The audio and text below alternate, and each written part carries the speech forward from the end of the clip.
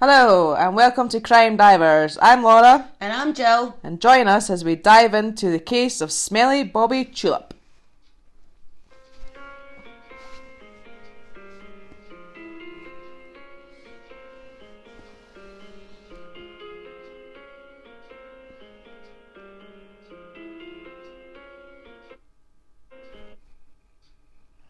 Hello. Hello. I'm just laughing at the title. Yeah, I know. I'm like, Smelly Bobby Tulip. Yeah. When Jill gave me this title, I probably laughed for about 10 minutes before. Well, the reason for the title is because this was the guy's nickname by his classmates, I think it was. Oh, right. Okay, I just realised where the tulip came. You know how you asked me where the tulip came from? Uh-huh. Because he was fostered by a couple and they were called Jack and Margaret Tulip. Ah, so that was his actual Okay, I think we name. really actually need to start doing the case, otherwise listeners are going to be going, what are they talking about? Yes, okay. Let's Okay, go. Let's so- dive in. Yep, let's dive in. So today's case is about Robert Black, who is a serial killer and paedophile, and I think this is actually one that Laura's heard of. I have heard of this one. Yeah, because I think he is quite a well-known one. I think most people have heard Although of I don't this really guy. know the details of the story. Yeah, so- but I think most people like to sort of know the name, don't they? And Yeah, I have heard of the name. Yeah. So, Robert Black, he was born in Grangemouth, Stirlingshire on the 21st of April 1947. His mum was Jessie Hunter Black, but she refused to put the father's name on the birth certificate. Oh. Jessie was 24, unmarried, wasn't earning much as a factory worker, and was really in no position to bring up an illegitimate baby. So within days of giving birth, she decided to have him fostered, and he was fostered at 6 months old. Okay. So less than a year later, Jessie married a guy called Francis Hall, and they immigrated to Australia and had 4 children together, but they didn't tell any of them that they had a half-brother, which I thought was a bit sad. That was a bit sad. Yeah, I think, well, it says Francis Hall's niece said that Jessie didn't like it to be generally known that she had had a child out of wedlock. Right, okay. And the niece didn't think that she had ever told anyone who the father was. Right. Which I get kind of back in those times, you know, it wasn't Well, yeah. done. But I still think it's a bit sad for him and his siblings not to know. I know. Well, I think he knew that his mum, I don't actually know if his mum knew that he had brothers and sisters. I don't know, but I think they had the right to know. yeah, But definitely. But you're we to judge. exactly, and back in those days it was a lot different. Yeah. So from the time she gave Robert up, Jessie never had any contact with her son again, and she died in Australia in 1982. So, okay, maybe he didn't. I don't know. Well, maybe I didn't know then. Anyway, so Robert Black was fostered by a couple in their 50s. They were called Jack and Margaret Tulip, Now we and know Robert which- took on their surname. So at that point, he was Robert Tulip. Right, okay. So that's where the nickname. So stuck. I'm wondering if because he went on to be obviously a bad man, is that why we don't reference him as Robert Tulip, because it sounds too nice Because and it's a flowery? nice flowery name, maybe. Yeah. I don't know. But Jack died when Robert was only 5. Oh, so right. it was Margaret that brought him up. Right. As he grew up, he showed antisocial tendencies. He didn't have many friends and he could be aggressive. He became a target of bullying among children his own age, and he became a bully towards younger children. Right. His classmates called him Smelly Bobby Tulip.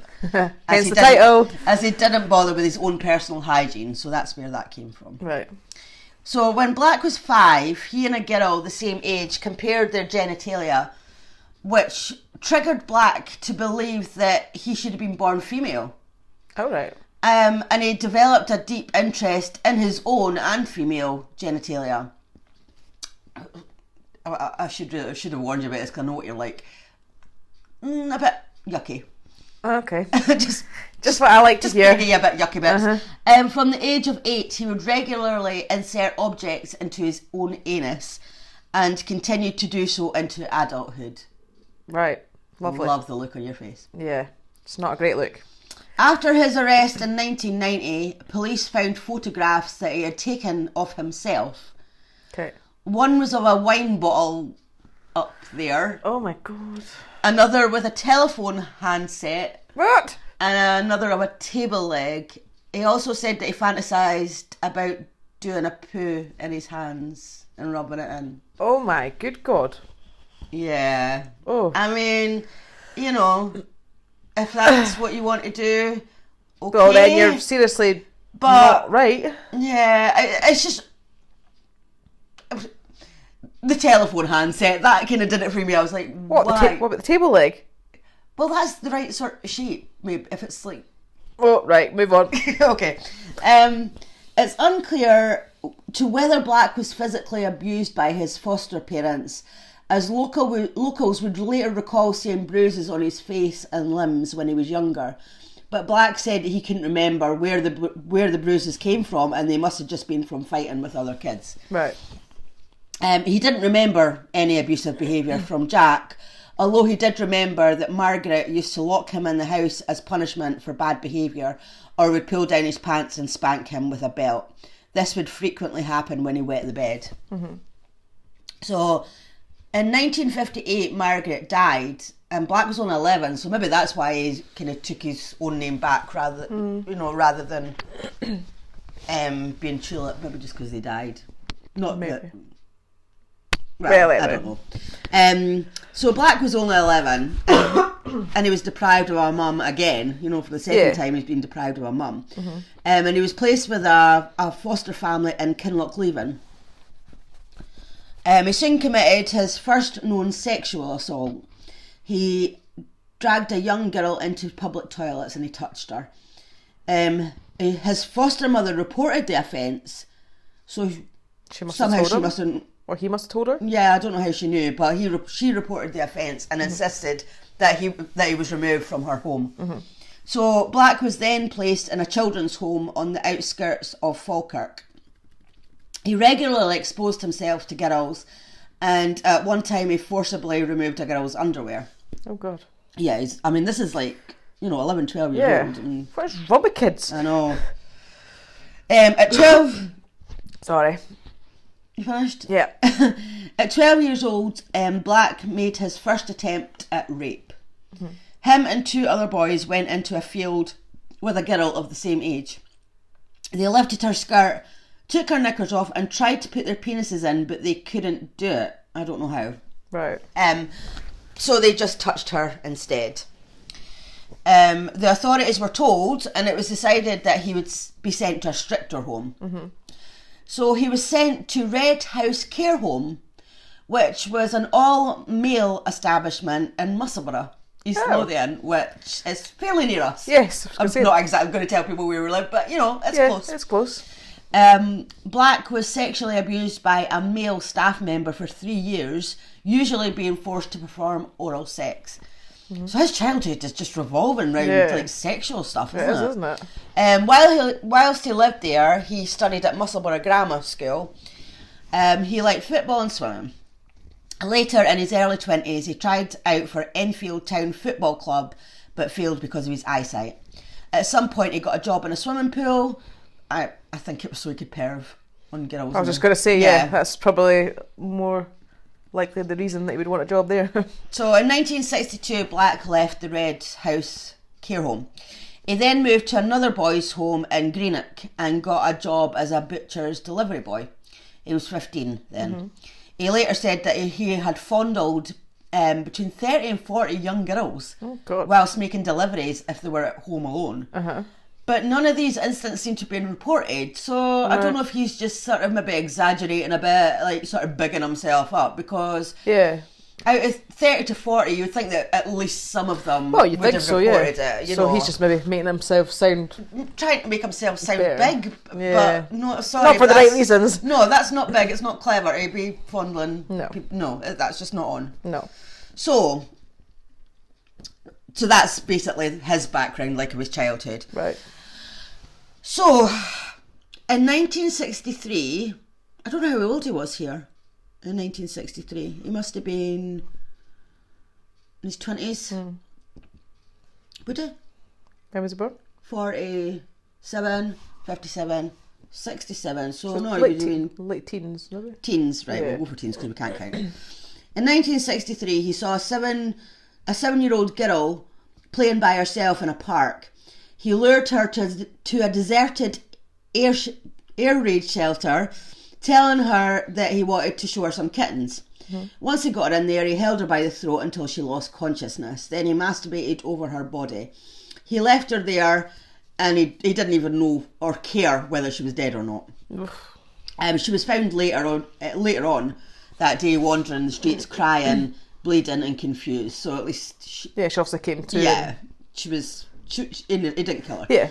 And the following day, Black was arrested and charged with lewd and libidinous behaviour. I really shouldn't write down words that I can't pronounce. No, you shouldn't. You should just make them easier. Yeah, I should. I should get this thesaurus out. I can't even say thesaurus. A psychiatric examination suggested that the incident was an isolated one, and that Black was not in need of treatment. Right. As a result, he was admonished for the offence. Really? And basically, I didn't know what admonished meant. So yeah, I was going to say, I'm not entirely sure. Yeah, so basically, admonished is the lightest punishment under Scottish law. Right. So basically, when somebody's found guilty of something, they just get a verbal warning. Right. So they're pretty much just getting off with it. They're just getting a warning. Slap on the wrist. Yeah, basically that's what it is. So he left Greenock and returned to Grangemouth to make a new start. Okay. He got a job with a builder's company and rented a room in an elderly couple's house. He also met his first real girlfriend, Pamela Hodgson, and they fell in love and they got engaged. But she dumped him not long after due to his unusual sexual demands.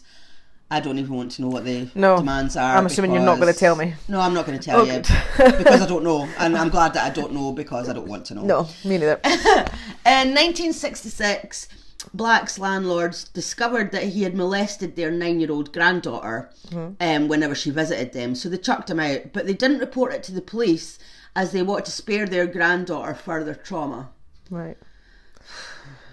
I know. It's unfortunate. Yeah. But I get that they wanted to spare their granddaughter further trauma, and of course they're not going to know what he's going to go on to do. No, that's just true. But you do. Hindsight is a great thing. Yeah, I mean, you should have reported it. I think, your granddaughter maybe was going to have some further trauma, but if this is going to stop somebody from killing or molesting other people, then it probably is a good idea to report. See, that's why I just personally have never got the having like lodgers in your house and stuff. I just, because you just don't know what these people are capable of. You don't really know them. I know. I mean, you can meet them and they might seem nice and all right and what have you, and maybe they are most of the time. I mean, I'm sure there are some people out there that probably are genuine people that are nice, but I wouldn't ever. Just you saying that, like, I hadn't actually really thought of that. But if you think about it, right, like, think about some of the cases that we've done. Like Dennis Nelson, he did live in his own flat, but it was a shared sort of house that had flats in it. So that was sort of. And he was using like the exclusive use of their garden. He was putting stuff down, and then in the other one in their drains. Yeah. And then you've got like David McGreevy. He was a lodger and he killed the children. Well, that's what I mean. Like, I just would never let anybody that I don't know or just. I mean, I know some plenty of nice people in this world, but even somebody that I know, I'd have them lodging, and unless it was like a real. I don't want people living with me because I just don't like people very much. No, but so I'd just be quite happy. Just nice. I just wouldn't have one because I don't really like people. I know, but I mean, like, clearly the grandparents can't have known him very well, and they've let him come and stay. No, but that was like from other cases that I've read in the past. It was quite common. Yeah. For people to lodge. And you actually had like lodging houses. I remember way back when you'd have lodging houses. Yeah. So like somebody would own that house and live there. Yeah. And then you'd have other people. I mean, I suppose back then things maybe were a bit different, but certainly now I would not have some random person come and stay in my house like that. No. I don't even want people that I know living in my house. I mean, I see it now. I mean, I still see like students and stuff that advertise for I've got a room for rent, and even that I just couldn't. I actually did live in a shared house before. Did you? Yeah. When I first moved out when I was 17, I think I was. And me and my boyfriend at the time rented a room. Oh, right, yeah. So it was basically like the couple that lived there, and then there was me and my boyfriend, and then there was another person, but the other person was actually one of my boyfriend's friends, so we knew him. Yeah. And you could lock your door. Yeah. But the couple didn't really like them, and there was something a bit dodgy about the guy, so I never felt comfortable. So as from the other side, not being the person who owns the house, the person, like, as a lodger, I never felt comfortable living there. I didn't like it. No. And do you know what they used to do? What? They used to take, whenever they went out, they would take the bath plug out of the bath, so that, because they had one of those jacuzzi baths. Right. So we couldn't use it.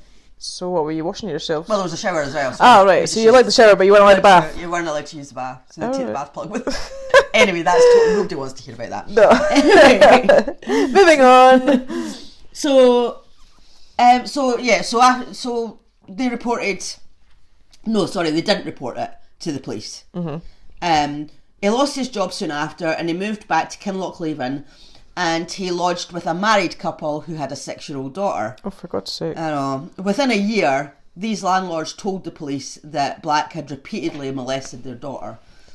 He pleaded guilty to 3 counts of indecent assault against a child. He was sentenced to a year at Polmont Borstal in Brightons, which is in Falkirk. Mm-hmm. This facility specialised in training and rehabilitating of serious youthful offenders. Although later he spoke about every other aspect of his younger life, Black refused to discuss his time at Polmont and Borstal, apart from saying he had vowed to never again be in prison. So something bad must have happened there if he was refusing to talk about it. Mm-hmm. And after that, not wanting to be imprisoned again, then it must have been really bad, which is good. Yeah, but it clearly didn't stop him though, then, did it? Because I'm assuming there's still more to this story. It didn't. So it couldn't have been that. But it would be. I'm wondering if he got assaulted or something for him not want to talk about it. Mm-hmm. I don't know. In September 1968, so that was 6 months after leaving Polmont Borstal, he moved to London, and he lived near King's Cross Station. He had a few casual jobs. His favourite was being a swimming pool attendant, where sometimes he could go underneath the pool and remove the lights to look at little girls as they swam. Oh, for God's sake. At night, he would break into the swimming pool and swim lengths. Sorry. I'm trying not to laugh. Why? At night, he would break into the swimming pool and swim lengths with a broom handle up his anus. What? Seriously? I mean, this guy is absolutely sick, right? And for all the things that he's doing to other people, but I have to laugh at that. I mean, can you imagine somebody swimming? Why would he do that? Oh my God! Why? Why? Well, he obviously liked the feeling of it, but to me, it's the actual object. I'm like, a broom handle. Like, could you not got something a bit smaller? Yeah, but is that like flapping it behind him as he's swimming? Maybe that's like his tail. Well, that's what I mean. Like, is it like a tail? Oh my God! Right. Why are these people always weird? Okay. Weird. Okay, let's get back to the seriousness. Oh my God! I had to laugh at that bit. Yeah, that is quite hilarious, actually. It wasn't long before he was fired for fondling a young girl, but no charges were brought. How many times has this guy got away with it? It's ridiculous. I know, you've got to say, if he'd been caught, well, not caught, but if he had been reprimanded for like the first few times, it might not have got as bad. Well, I don't know. I mean, I think it's easy for us to say, isn't it? Yeah, I know, but I just wish he had been reported and he had been charged. Mm-hmm. So he met someone at King's Cross bookshop, and through them he started to collect child pornography. This guy just gets worse. I know, I was just going to say, it's just getting worse and worse. At first it was magazines and photographs, but later he expanded to videos depicting graphic child sexual abuse. Ugh. Oh, just the thought of it. Mm-hmm. He was a keen photographer, and he sometimes discreetly photographed children, mostly girls between 8 and 12, at the swimming pool, the seaside and playgrounds, and he stored these pictures along with his other pornographic stuff in locked suitcases. See, I'm not being funny, but if you're actually locking stuff away like that, you surely know that's wrong. Yeah, you have to know that's wrong. You know it's wrong. You know, because if you're going to lengths to hide evidence, then you know it's wrong. He often went to a pub called the Three Crowns in Stamford Hill, and he was a good darts player. He met a Scottish couple, Edward and Cathy Rayson, and in 1972 he moved into their attic. Did he just move around from house to house to house? Yeah, obviously. The only complaint they had about Black was his poor hygiene. Apart from that, he didn't bother them. He ate meals with them and their children, and they nicknamed him Smelly Bob. Smelly Bobby. Seriously, this guy should have washed him. Smelly Bobby Tulip, is that what we called him? We called him Smelly Bobby Tulip before, but now it's just Smelly Bob. Oh, right. Because he's not Tulip anymore. Right, okay. So Black remained their lodger until his arrest in 1990. So he was there for 18 years. He lived with them. Oh, right, well. That's a long time. That's a long time. That's what I mean. It's like, obviously you are living there. Like, no. If you're not part of my family, I don't want you living there. Yeah, exactly. I mean, like, obviously I'm happy for my family to be living here, but anybody else, no thank you. No. And not in my attic, because my attic's full of junk. That's where I keep all my crap. Yes. So I don't want anybody living up there. No, definitely not. So where was I? Yeah, so he was there for 18 years. When his room was searched by the police in the 90s, they found over 100 child pornography magazines and over 50 videotapes with titles such as Lesbian Lolita. Lesbian Lolita. I think I said that a bit funny. I don't think it's pronounced quite like that. But when asked what he thought the age of consent should be, Black said someone told him their motto was, quote, "When they are big enough, they are old enough," end quote. Oh, that's a stupid motto, what does that mean, isn't it? when they're big enough? When they're big enough for what? Exactly. What is big enough? Yeah. What we're talking, like height? Size? Exactly. Right. I don't know. That's stupid. So in the mid-1970s, he bought himself a white Fiat van so that he could drive for a living. In 1976, he got a permanent job as a van driver for Poster, Dispatch and Storage Limited, who delivered posters and billboard advertisements across the UK, Ireland and continental Europe. He was a good worker and often took the long distance jobs that his married co-workers didn't want to do, because obviously he was single, so he was like, yeah, why not? Yeah. So while he was working as a driver, he obviously got a good knowledge of like UK roads networks, which would enable him to snatch children from one place and dispose of their bodies hundreds of miles away. Because obviously that's what we're coming to. Yeah. To reduce the chance of being identified by eyewitnesses, he would often change his appearance by either having like facial hair, or then he would shave it off. Sometimes he would shave his head. He had lots of different pairs of glasses, and the back windows of the van were covered with black curtains. Right. Okay. So now we're going to go on to the murders. So Susan Maxwell. So Robert's second confirmed victim, so I'm assuming that the other one was the little girl that he didn't manage to kill before, because I've written second confirmed, so must be. Right, okay, so it was 11-year-old Susan Maxwell, who lived in a farmhouse in Cornhill-on-Tweed. It's on the English side of the Anglo-Scottish border. Okay. On the 30th of July 1982, Susan asked her mum if she could cycle to the tennis game that she was going to play with her friend Alison Rayburn. Her mum was worried about traffic, so she was a wee bit worried about letting Susan cycle there, so she said she could go, but only if she walked. This is the first time that Susan had been allowed to walk anywhere by herself. But as she lived in a place where everyone knew everyone else and they all looked out for each other, her mum, she thought it would be fine. Yeah. So in the end, she didn't actually walk there, as she got a lift from one of the farm workers, because obviously she lived in a farm. Right. But she planned to walk back. So when Susan hadn't returned by 4 p.m, her mum was getting a little worried. So she decided to go and pick her up, assuming that she would see her somewhere on the route home. Oh, sorry, I've got to stretch my leg. But she got to the tennis club, and there was no sign of Susan, so her mum drove back to the house and she was still nowhere to be found. She phoned Susan's friend Alison, and she said that she had left Susan making her way home when she had left her, Yeah. So Obviously, her mum started to panic by this point. Of course. And she called the police straight away. Many people had seen Susan that afternoon, but the last sighting was at about 4:30 when she was crossing the Tweed Bridge, and then she just disappeared. Nobody saw her after that. Wow. In the days that followed, 2/3 of the population of Cornhill volunteered to join in with the search. Susan's dad went out every day with the search parties and spoke to the press constantly, as he believed it could only be beneficial, like to keep her, to keep Susan in the public eye. Yeah.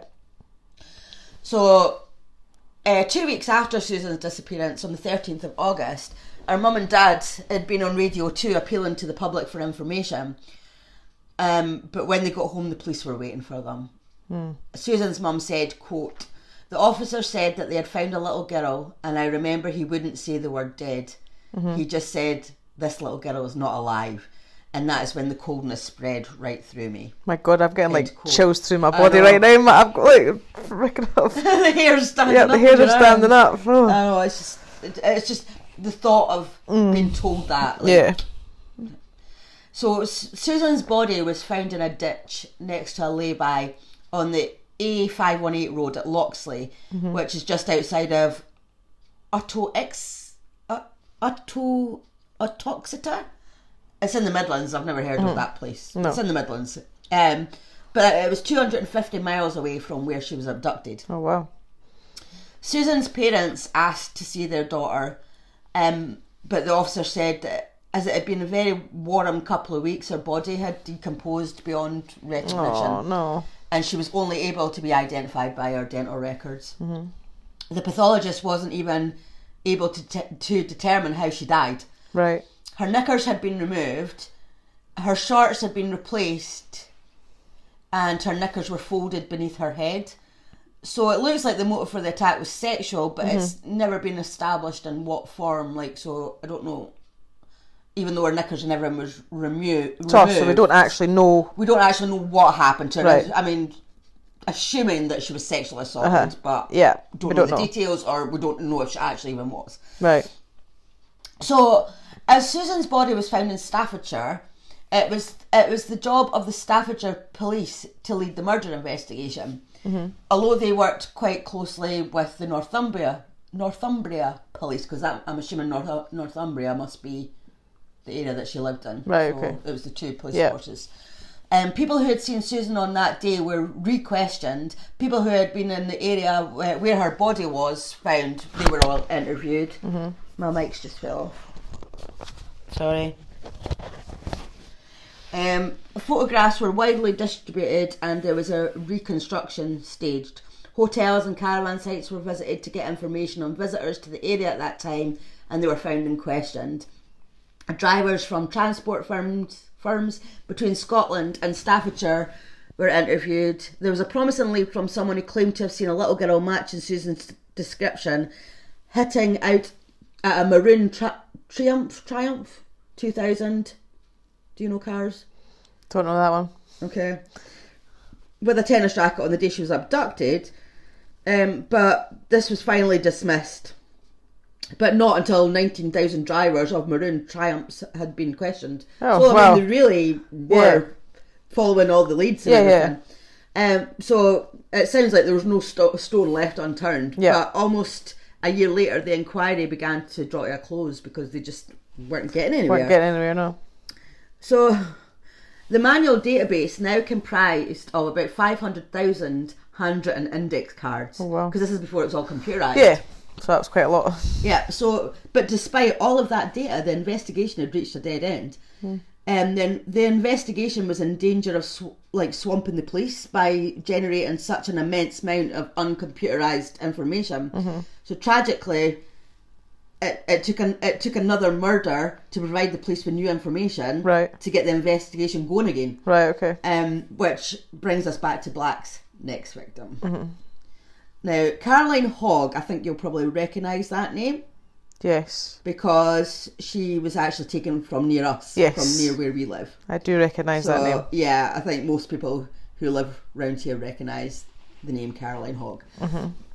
Which is actually why I decided to do this case, because from a very young age, I've known Caroline Hogg's name. I've Yeah. known what happened. So that's what That's Yeah. why we used to talk about it at school and things Right, like that. okay. So, on the 8th of July, 1983, in Portobello, which is near Edinburgh, 5-year-old Caroline Hogg had been to a friend's party and then she went home for dinner.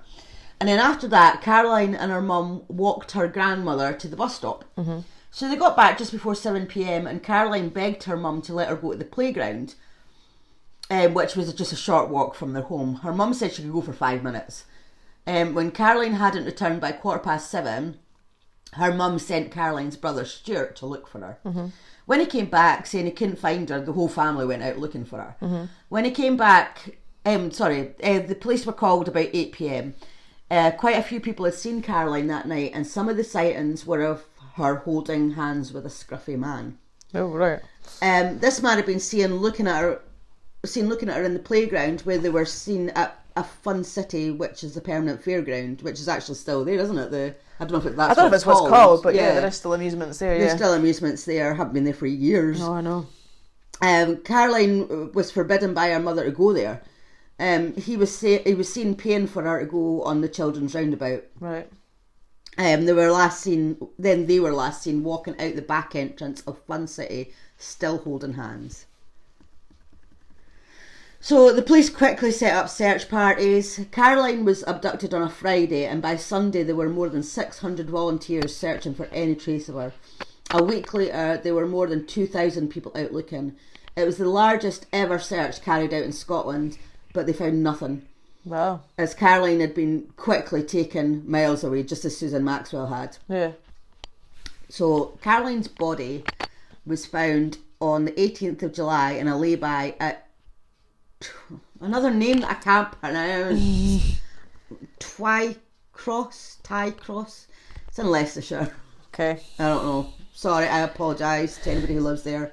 I don't know how to pronounce it. Mm-hmm. Near to the A444. The road that goes between Northampton and Coventry. Okay. So that's Midlands, isn't it? Somewhere down there, yeah. I think Coventry is West Midlands. Is it? I think so. Anyway. We live in Scotland, we don't know England very well. No, we don't. We know bits, but not lots.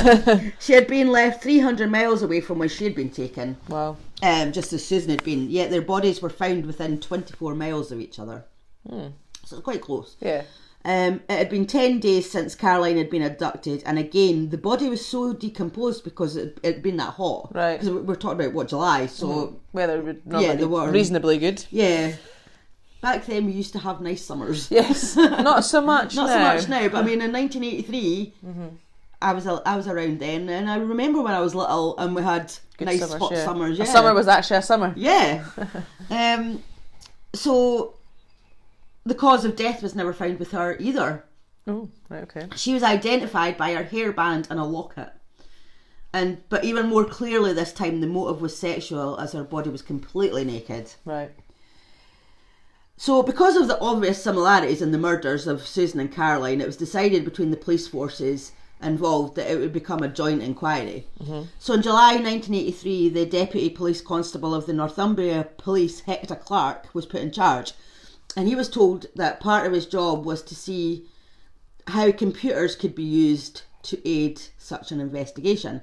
It was the first opportunity since the Yorkshire Ripper inquiry for the police to see how the early use of computers in a serial murder investigation could be beneficial. Oh, right. As the amount of data from the Susan Maxwell investigation was huge, Hector Clark thought that the joint inquiry would be most efficient if it was computerised, which would involve putting all the manual files onto the computer database. That must be a big job for somebody, sadly. And then, so they would do that, and then the Caroline Hogg data would be fed into the same database as it progressed. Right, okay. So the idea was right, but yet it wasn't given the go-ahead, as it felt that it was too much time would be spent converting the files from manual to computerised.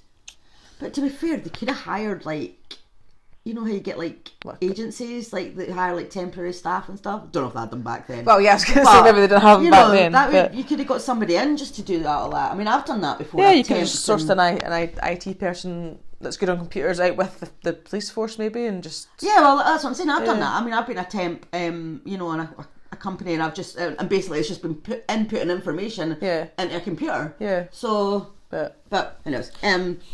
So a computer program was written for the Caroline Hogg inquiry, but the Susan Maxwell inquiry was to remain manual. Right. Okay.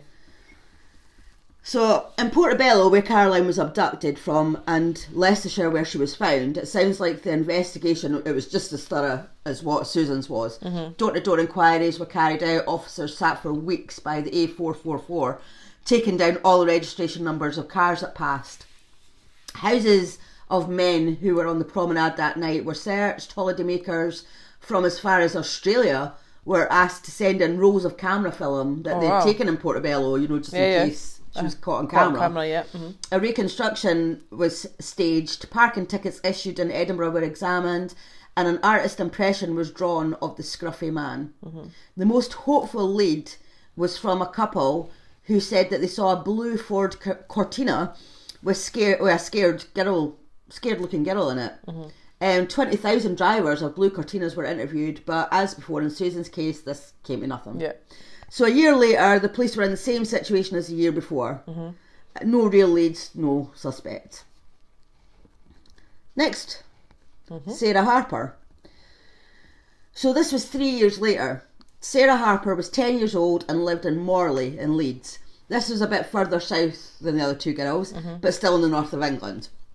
On the 26th of March 1986 at 8 p.m, Sarah's mum asked if one of her children could go to the corner shop to buy a loaf of bread. Sarah volunteered, and her mum gave her £1 and picked up 2 empty lemonade bottles to get the deposit back on them. Remember that? Yes, you used to your glass bottles. For anyone that doesn't know, you would buy your juice, drink your glass bottle, then take it back to the shop, and you would get 25-30 pence back sometimes. Oh, I think it was only about 10 pence when I was young. Well, I don't know how much it is. Yeah, I mean, you can still do that now, though. I think in some places, yeah. Oh, okay. Not many places, but certainly in recent years. I don't know how recent, but you can still do that. Oh well. So she left her house on Brunswick Place to go to K&M stores on Peel Street, which was just over 100 yards away. The shopkeeper remembers Sarah coming in and says she bought a loaf of white bread and 2 packets of crisps. She left the... Sorry, lost my place there. She left the shop at 8:05, and shortly afterwards 2 girls who knew Sarah saw her walking home towards an alley used by locals as a shortcut. Then, just like Susan and Caroline, she disappeared. Right. About 8:15, Sarah's mum started to worry. She'd only taken her 5 minutes to get to the shop. Yeah. And back. So she sent Sarah's sister, Claire, to look for her. When she came back saying she couldn't find her, the family got into the car to go and look for her. At 9 p.m, the police were called, and once again, searches and inquiries were quickly set up, but there was no sign of her. On the 19th of April, someone was walking his dog by the River Trent in Nottingham when he spotted something floating in the water. When he realised it was a body, he used a stick to pull it over to the side and called the police. It was later determined that Sarah Harper had been put into the river at around junction 24 of the M1 when she was still alive. How could they determine that? I've no idea. How could you determine what part of the river? I don't know. Okay. Sorry, I know you're asking me questions. No, it's not. I suppose I'm kind of asking one of those rhetorical questions. Oh, yeah. That how can they determine that? Yeah, I don't know. I really don't know. Unless that was later on when they discovered who it was that had done it. Maybe they realised where. Maybe. Because it just said it was later determined. Maybe. I don't know, but the pathologist who examined her body described her injuries as terrible. Her vagina and her anus had been violently explored. Oh. I know. Sarah's dad identified her body and said it was worse than I ever dreamed of. What a shame. Horrendous. Hector Clark was keen to keep an open mind, and he believed at the time that Sarah's murder wasn't connected with Susan and Caroline's. Right. Because there was more differences than there was similarities. Susan and Caroline were abducted on hot July days, but Sarah was taken on a cold, dark, rainy night in March. Right. Both Coldstream and Portobello are on or near main roads, commonly used routes where a lot of travellers pass through. But Morley, it's not a place where you would pass through. You would have a reason to go there. Right. So this led police to think that it could be a local man who knew the area quite well. Yeah. And like, as I said, there were less similarities, but they were quite telling. Like, all the victims were young girls who had been abducted from public places with a sexual motive. They were all driven south and murdered, their bodies all being dumped in the Midlands within 26 miles of each other. So there is similarities. Yeah, there is some similarities. Yeah. And at first, Sarah Harper's murder was treated as a separate inquiry led by the Detective Superintendent John Stainthorpe of the West Yorkshire Police. They still kept close links to the other girls' cases, but just to keep all avenues open. Yeah. And the investigation was just as thorough as the other two. House-to-house inquiries were made. People who had seen a white van parked near Sarah's house were interviewed. And then there was an artist impression of a man who had been seen on the street and in the shop that Sarah had visited, and men who had committed similar offences were interviewed. But this time the police had an advantage, and by now the home... Oh! Spilt my juice. Oops. Do you know, did we ever get through an episode without something happening? No, I don't think so. I think we always managed to do something. Yeah. Right, okay, sorry. Where was I? Okay, so by this time the police had an advantage, and by now the Home Office large major inquiry system had been established. It was called Holmes, and it was used from the first day of Sarah's investigation. So it was a computerised system. It was designed to log, process, collate and compare information at the touch of a button. So once all the information had been fed into Holmes, names of possible suspects or vehicle registration numbers, for instance, could be fed into the system, and it would instantly tell the user if the name or the vehicle had came up previously in the investigation. So surely that's going to be a lot easier than... So technology's finally starting to come on here. Well, imagine all the manual stuff. Like, oh, that must be a nightmare. So this had to have been much better. But despite this new technology, the police were getting no further in their investigation. Basically, it didn't matter how sophisticated Holmes was. If the name of the offender wasn't in the system, then it was hopeless, because it was only like flagging up a name if it had already been in the system. Yeah, of course, yeah. So 8 months later, it was decided that all 3 cases should be linked and that one database should be established. This was a massive task. I would assume. Well, yeah. Yeah. So Susan's investigation had never been computerised at all. Caroline and Sarah's had been computerised, but the programmes were incompatible. So all 3 investigations had to be put into one database. This took 3 years. Really? Yeah, wow. that is a long time. Yeah, that's a lot of work for somebody then. I know.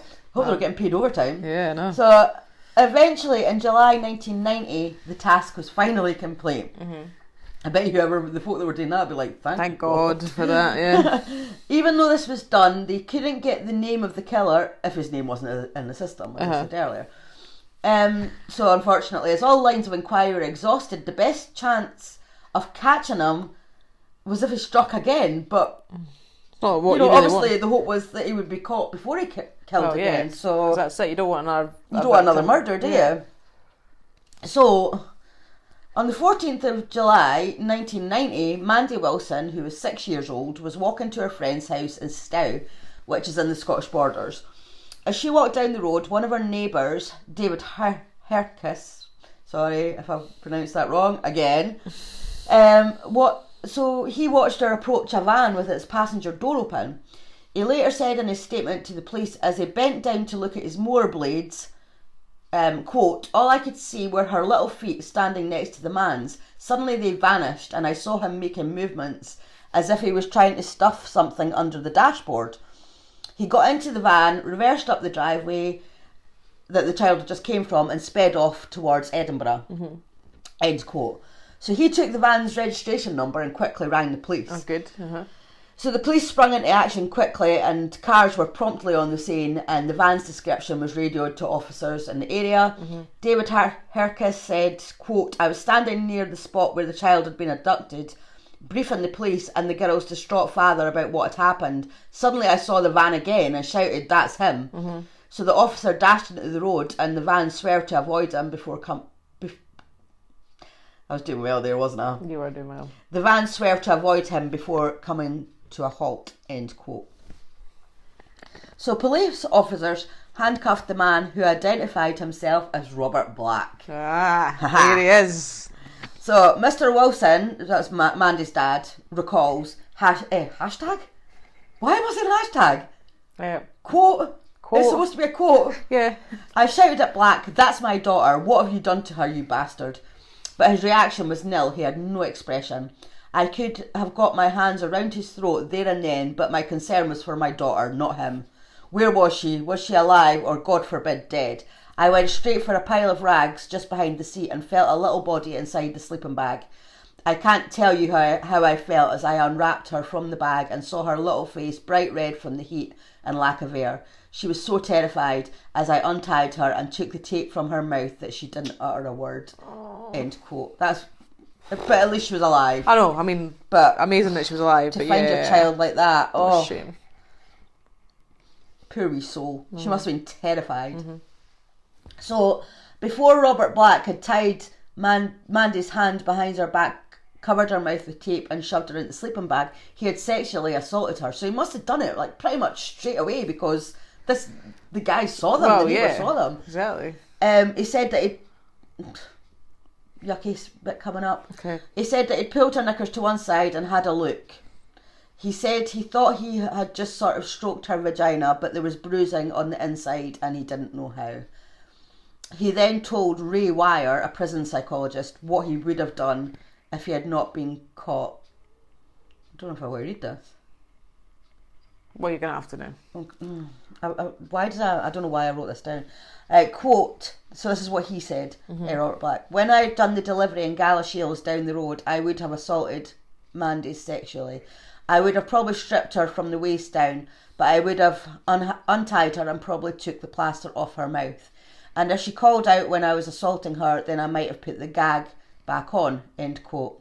He was also quoted as saying he would have put things into her vagina to see how big she was. He would even had put his fingers into and also his penis. I just feel wrong reading that. I just don't like that. No, I don't like that. When Black was asked how he could do such a devastating thing to a child when he has claimed to love children, he said he wasn't thinking about how she must be feeling at all, and if she had died, it would have been a pure accident. Right. Well, obviously he wasn't thinking how she was feeling. Well, exactly. And how would it be an accident? He would have killed her. That's murder, not an accident. And as we know, he's probably done it before. So on the way to Selkirk police station, Black told the officers that the abduction was a rush of blood, and he said he has always liked little girls since he was a kid. He said he just wanted to keep her until he had done his next delivery. Then he would have spent some time with her, maybe in Blackpool. Then he would have let her go. Yeah, right. All right. I'm still wondering why he drove past the place where he had abducted her for. I don't know. I don't know why he went. Because you That wouldn't seems think very you would go back to strange, where yeah. you'd done that, just in case somebody had seen you. Yeah, it didn't explain anything. Because that was just total luck. Because if he'd carried on going in a different direction, I mean, They sadly, might not have caught him. They might, Yeah, so it's just as well he did, but I don't know why he did. So his case came to trial the next month on the 10th of August 1990. We had little choice but to plead guilty as the evidence was overwhelming. Because he pled guilty, all the prosecution had to do was give facts of the case. So the medical opinion was that Mandy would have been dead within the hour if she had been kept bound and gagged in the sleeping bag. Dr. Baird's report for the Crown said that Black was and would remain a danger to children. And I've put in brackets, no shit, Sherlock. yeah. No shit, Sherlock. Well, it's true, isn't it? Like, Yeah. you know, of course he would remain a danger to children. Well, yeah, because he probably would have He carried already on. has been, and he would have carried on until he got caught. So, yeah. Your vocabulary sucks. No, it's not my vocabulary, it's my speaking. My vocabulary, that's different to you talking. Oh, okay. Vocabulary is like the words that you have in your vocabulary. Your articulation? Let's just not even get into that. The defence said that Black had admitted to liking little girls, but had never before acted on his desires. The abduction had been a one-off, and Black just wanted to spend time with Mandy. He didn't intend to hurt her, and certainly didn't intend to kill her. Black accepted that he was a threat to children. Apparently, And apparently he wished to engage in some sort of programme to get assistance. Very, very, very... That was very big of him. Big of him, yeah. So, dismissing the arguments of the defence, the Lord Justice Clerk, Lord Ross, described Mandy's abduction as being carried out with chilling, cold calculation. This was, he said, no rush of blood, as you have claimed. This is a very serious case, a horrific, appalling case. Lord Ross sentenced Black to life imprisonment and told him that his release would not be considered until such a time as it's safe to do so. So, that's quite interesting, actually. So he got life imprisonment for abducting a child. That's not for murder or anything like that. That's just for abduction, which of course is a very serious thing. Yeah. But if you think about other cases where people have killed... And they don't get as long as that. And they get, maybe, or they'll maybe say it's life and they'll only get a few years or whatever. But that's quite interesting. Yeah. Don't know why that would be, though. No. Anyway, the abduction of Mandy Wilson made Robert Black a prime suspect in Susan and Caroline's cases. So they interviewed him thinking that since he was already serving a life sentence, then he might talk about other crimes that he's committed. He was interviewed in Scotland and he quite happily spoke about crimes he had already been convicted for about 6 hours. He also talked about his relationship with Pamela Hodgson, that was his fiancée from way back. His attraction to little girls, the sexual abuse he suffered in his younger years, his fantasy life, and about how he would masturbate. However, when the police asked him about the 3 girls' abductions and murders, he stopped talking. Why would he stop talking? If he's quite happy to share it all? No, I'm not puzzled at that. I'm puzzled at why I've said there was 3 girls' abductions. Oh, sorry, I'm miscounting. So there was Susan Maxwell, Caroline Hogg, and Sarah Harper. Yes. I forgot about Sarah Harper, that's really bad. Yes. Carry on, though. Right. So luckily, though, because of Black's work as a delivery driver, they could examine work records, wage books and receipts from company fuel credit cards. They could begin tracing where Black had been when the murders were committed. So Susan Maxwell was taken from Coldstream on the 30th of July 1982 and the police started investigating to find out where Black was that day. So through the company fuel credit card, it was found that Black was in the Borders area and he had filled up his white Fiat van south of Coldstream before Susan was abducted, and he filled up again north of Coldstream after she had disappeared. Right. So the quickest route between the 2 garages was the A687 directly through Coldstream. Black had previously told his workmates that when returning from a Scotland run, he preferred not to take the most direct route, which was the M6 to the M1. He took the A50 through the Midlands to get to the M1, and Susan's body was found by the A518 in Staffordshire, not far from the junction for the A50. So he was obviously in the area. Yes, he was. And the case against Black for the murder of Caroline Hogg was built in a similar fashion. So on the day of Caroline's abduction, Black had delivered posters to a company in Pearse Hill, which is about a mile from Portobello, where she was taken. It's just kind of at the top of Portobello, isn't it? I know it is, yeah. So the post-mortem showed that Caroline had been kept by her killer for 4 days after she was taken. So that means the 12th of July would be the first day on which her body could have been disposed. Right. And on that day, Black had delivered posters to Bedworth, which is just over 10 miles from where Caroline's body was found. So he's definitely prime suspect there. The circumstantial evidence was strong for Sarah Harper as well. On the 26th of March, the day she was abducted, Black had delivered posters to a depot just 150 yards from the place that she was last seen. Petrol receipts from the next day put Black as driving directly past the spot on the A453 to Nottingham, where Sarah's body had been found. So another incident came to Hector Clark's attention. On the 28th of April 1988, 15-year-old Teresa Thornhill had been to the park with some friends. She walked part of the way home with her friend Andrew Beeson, and just after they had parted ways, Teresa noticed a blue van had stopped just ahead of her on the opposite side of the road. The driver was looking under the bonnet and he shouted to her, "Can you mend engines?" Why are you asking a 15-year-old if she can mend an engine? Seriously. She said no and carried on walking. The next thing she knew, the man had grabbed her from behind, picked her up and carried her across to his van. So she said later, so obviously he didn't kill her. Yeah. Quote, I will never forget his hairy arms, sweaty hands and smelly t-shirt. He came over to me and got me in an all-encompassing, don't know if I said that right, bear hug, which I could not get out of because he was very strong. I tried to struggle free and began shouting for my mum. I was looking around for something to hit him with, but there was nothing there. Then I grabbed him between the legs. End quote. Good for you. I was going to say, good. Well done. She also knocked his glasses off and she was screaming the whole time. Teresa's friend Andrew heard her screaming and came running. Get off her, you fat fucking bastard. Fair enough. I should have said quote there. That's his words. Yeah. Her attacker dropped her and made his getaway. Unfortunately, at the time, there was nothing to obviously link Teresa's attack to the abductions and murders of Susan, Caroline and Sarah. Because she was 15 and the others were so much younger, there didn't seem to be a link. Yeah. But apparently she looked younger than 15. Right. And if this had been taken into account at the time, the abductions would have seemed similar. Right, Because he okay. obviously thought that she was younger than Yeah. 15. Right. So if that case could be shown to be linked to the murders, then it was an important breakthrough as Teresa's description of her attacker and his van matched Robert Black. Yeah. Exactly. Right, okay.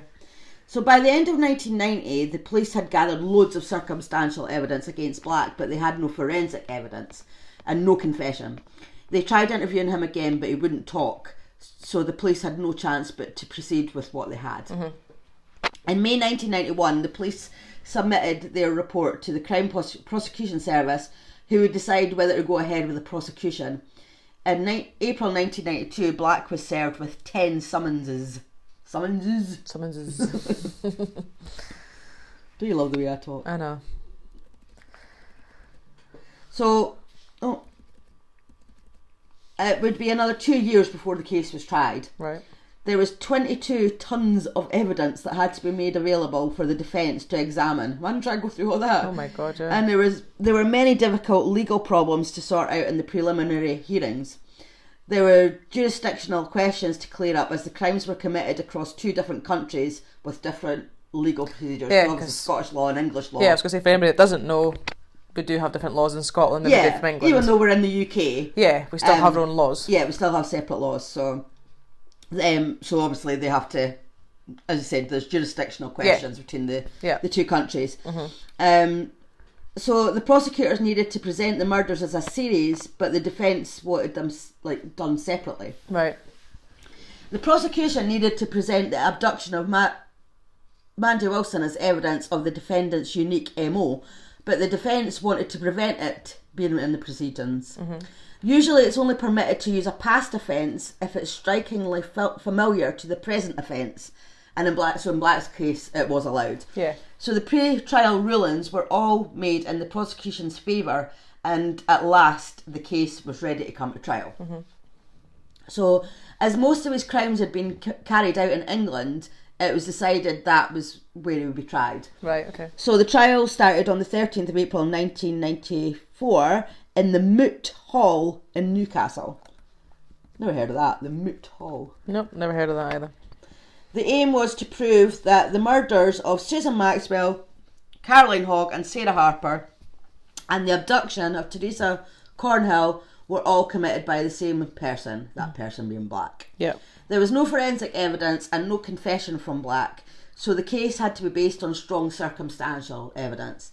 Black had been in all the places where the girls had been abducted and where they had been dumped at the right times. Yeah. Descriptions from witnesses, they all matched Black. On the days in question, Black was driving the types of vans that had been spotted, because it wasn't always the same van that he was driving. Plus, he had already admitted to an abduction in 1990, which bore exactly the same unusual MO as the offences for which he was now being charged. So, the jury were told the similarities between the murders in order to prove that they were all committed by the same man. So the similarities were, all the victims were young girls, all were bare-legged and wearing white ankle socks. Right. They were all taken from a public place. Susan and Caroline were both abducted on hot July days. All were abducted in a vehicle of some sort. Susan and Sarah were both taken in transit-type vans. After abduction, all victims were taken miles away down south. All the bodies showed signs of a sexual motive for the attack. So there was like Susan's knickers were removed, Caroline was naked, and Sarah suffered sexual injuries. So it's like he sort of started off small, and sort of maybe got a bit braver, kind of thing. Well, I think sometimes that's how it goes, isn't it? They get braver the more times they get. If they get away with it, then they just think, oh, I could do one more, and you know. So none of them suffered bad bruising or broken bones. Susan and Sarah had been unclothed and then reclothed, and all three of them had their shoes removed. There was no real attempt to hide the bodies. All the bodies had been dumped in what became known to the police as the Midlands Triangle. Right. So it was a 26-mile area encompassing parts of Nottinghamshire, Staffordshire, and Leicestershire. Too many shires. I know. So the prosecution then moved on to the abduction of Teresa Thornhill in Nottingham in 1988. After the court was told the similarities of the case, they were then told that Black was delivering to a company in Nottingham that day in a blue transit van, and the description that she gave matched back. The court was next told about his arrest for the abduction and assault of Mandy Wilson in Stow in July 1990, and how it was basically the same as the other abductions. It was July and it was hot. Stow and Coldstream are similar villages, only 25 miles apart, and like Susan Maxwell, she wore yellow shorts. The defence had their work cut out for them, because even though the prosecution didn't have any forensic evidence or a confession, Black hadn't offered any alibis which the defence could use, and there was no other suspects either. Right. And as Black had already confessed to child abduction and molesting a child, the only realistic path to take was to acknowledge Black's previous known offences, but that did not make him a murderer. So that's his defence. That's his defence. Doesn't sound like a very good defence. No. The defence said that Black was a scapegoat for the desperate police who, after 8 years, had gotten nowhere with their investigation. The jury were sent away on Tuesday the 17th of May to begin their deliberations. It wasn't until the third day, the 19th, that the jury finally agreed upon a verdict. They found Black guilty on all counts. He was sentenced to life for each of the charges, adding that for the murders, I quote, I propose to make a public recommendation that the minimum term will be 35 years on each of these convictions, end quote. I don't understand. Like he's getting 35 years for each one. But yet, what's his name? David McGreevy, the last one? Andrew McGreevy. What was his name? David McGreevy. Was it David McGreevy? He only served 45 years for 3 kids. I know. And that's why sometimes it's the justice system's quite inconsistent, I would say. Yeah, it's rubbish. Right, anyway. We need to get a move on because Laura has to go and pick up her child soon. No, we do these at the wrong times, don't we? I know. Bear with me. I've got a page left. Okay. As Black was taken down, he turned to the 23 officers who were there to hear the verdict and said, "Well done, boys." Oh, well, well done for catching me. Yeah, must be. All right. At a cost of £1 million to the taxpayer, the trial was over and Black wouldn't be eligible for parole until he was at least 82, which would be 2029. He died on the 12th of January 2016, and he never did admit his guilt to the police. Right. But in his last talk with psychologist Ray Wire, when Ray asked Black why he had never denied the charges to him, he replied that he hadn't done so because he couldn't. So he couldn't deny it. So he never admitted to it. Right, but he never denied it. He said he couldn't deny it. Yeah, I get you. After the trial, it came out that he was almost certainly responsible for more than the murders he was convicted for. So in 1994, a meeting was held in Newcastle to consider the possibility of Black's involvement in similar murders, as well as possible murders in France, Amsterdam, Ireland and Germany. Really? There were up to 10 unsolved abductions and murders in England which bore Black's MO. So I'll just give you a wee list. 13-year-old April Fab was abducted from her bike in Norfolk in 1969. 9-year-old Christine Markham was abducted in Scunthorpe in 1973. 13-year-old Jeanette Tate disappeared in Devon in 1978. 14-year-old Suzanne Lawrence was found dead in Essex in 1979. 16-year-old Colette Aram was found strangled and sexually assaulted in a field in Nottingham in 1983. 14-year-old Patsy Morris was found dead near Heathrow in 1990. A senior officer was quoted in the Express as saying, quote, "We know he killed Jeanette Tate and April Fab, and we believe that their bodies are buried somewhere in the Midlands Triangle." Right. End quote. Unfortunately, these girls' remains still haven't been found. But I actually remember Jeanette Tate, I think she was on her bike. Right. And when people actually saw her bike with the wheels still spinning. Oh, right. So she must have got abducted, and then somebody must have came along and saw her bike. Yeah, oh God. So, what a shame. She might have been a few seconds earlier then. I know. So we're nearly done. Jennifer Cardy. The first murder that Black is proven to have committed was of 9-year-old Jennifer Cardy. Right. Although he wasn't convicted of this till 2011, which is why it wasn't included in the rest of stuff, because it was only recently that he's been convicted of it. Well, 9 years ago. Yeah. She was abducted, sexually assaulted and murdered on the 12th of August 1981. Jennifer had just eaten a lunch of poached eggs with her mum and brothers Philip and Mark and her baby sister Victoria. She asked her mum to wind up her watch as she liked to get back in time for Jackanory. I used to love Jackanory. And she left at 1:40pm to cycle to a friend's house on her new red bike, which she had received 2 weeks earlier for her birthday. Her friend Louise Major lived a mile and a half away at the other end of Ballinderry, County Antrim, Northern Ireland. Unfortunately, she never arrived at Louise's house. A frantic search of the area was carried out, but there was no trace of Jennifer. Her dad, Andy, called the police about 9pm and the operation escalated. Just before midnight, Jennifer's bike was found about a mile away from her home. It had been thrown over a hedge. This took place as violence raged in Northern Ireland. The IRA hunger strikes were going on at the Maze prison nearby, and murders and bomb blasts were part of everyday life. But divided communities came together in the search for little Jennifer, as hundreds of volunteers tried to find her.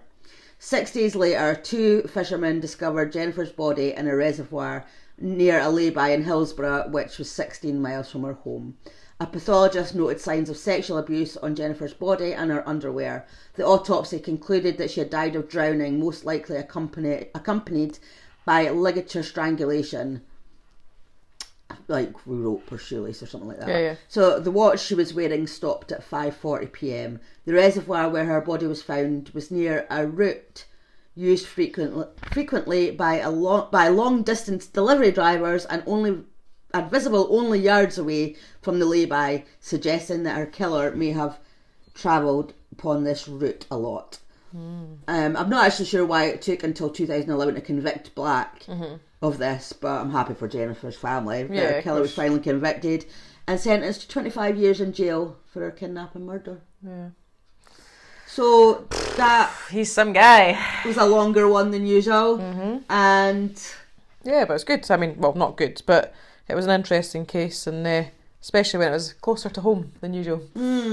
But yeah, so yeah, that was the story of, what was his name? Smelly Bobby Tulip. He was a horrendous man, but those little girls, I just think that they deserve their cases to be known about, to know that they existed, to know that they were in this world. Yeah. For obviously it was only a short amount of time, but they were here, and that deserves to be recognised. So Definitely.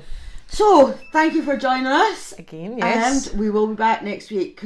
So if you want to follow us on Instagram or Twitter, It's crime_divers_pod, we have a Facebook page, which is the Crime Divers Podcast. and if you want to drop us an email, It's crime_divers_pod@outlook.com. Yes!